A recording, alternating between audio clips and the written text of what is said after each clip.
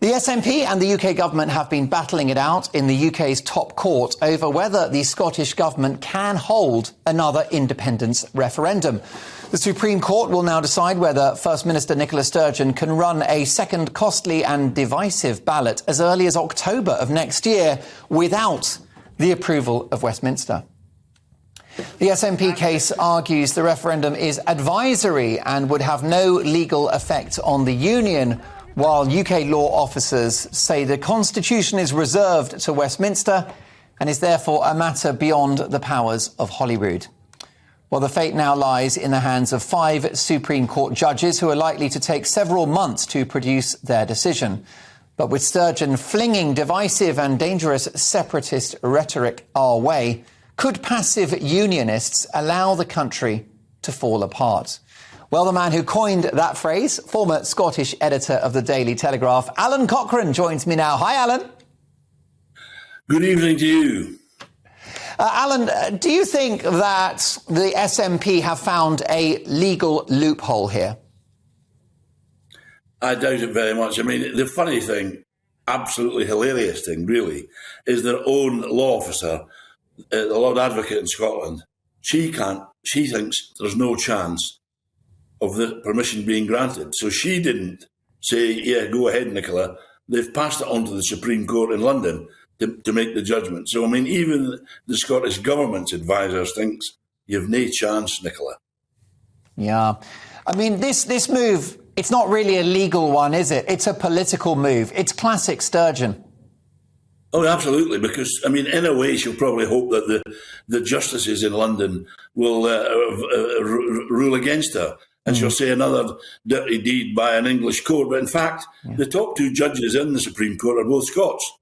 Now, I'm sure they're perfectly decent and honourable men and be absolutely neutral. But I can imagine that that's the line that Nicola will take if, as I expect will happen, they vote against her. Is Nicola Sturgeon pushing an independent Scotland as a sort of a labour of love out of political conviction? Or is this a smokescreen to disguise her domestic problems north of the border? Oh, no, she is a convict. She is I nearly said she's been convicted. She is a conviction politician. If only. No doubt about that. But, I mean, the mess her government is making with her at the head of it on every issue you care to name is really tragic for the people of Scotland.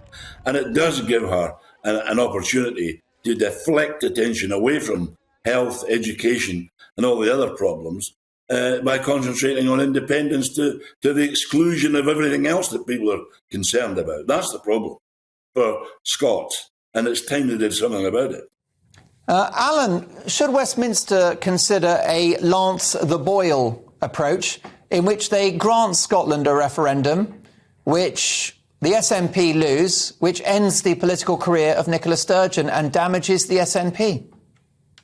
I don't think. I mean, it's very tempting because the votes are currently against her. But I don't know. I know you went to university in Edinburgh, but I don't know if you were there in 2014.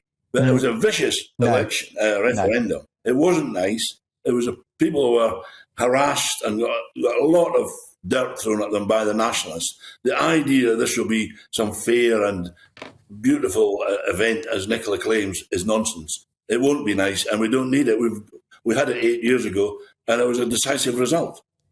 Alan, I know it's a hard question to answer, but those are the questions in which I specialise. If there were a poll tomorrow, which way would it go? A poll on independence. Independence would not win. It would be probably 51-49, 52-48. It will be very similar. It's always knife edge, and I think it would still be the same, but the balance would be against independence.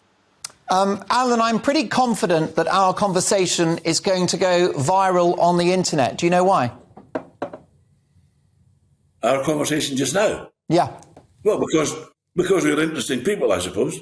We're interesting people. You're a world-class journalist, and your daughter, Harriet, is on the digital desk here at GB News, and she'll be putting this out as a top video in just a couple of minutes. Thank you so much for joining us. Well, tell her to get home and make my supper. I'll pass it on. Isn't that a great way? A great way to order your dinner. Do it on the national television airways. Alan, brilliant to have you on the show. We'll speak again soon. Former Scottish editor of the Daily Telegraph, Alan Cochrane. Lots more to come. Does Britain need an election?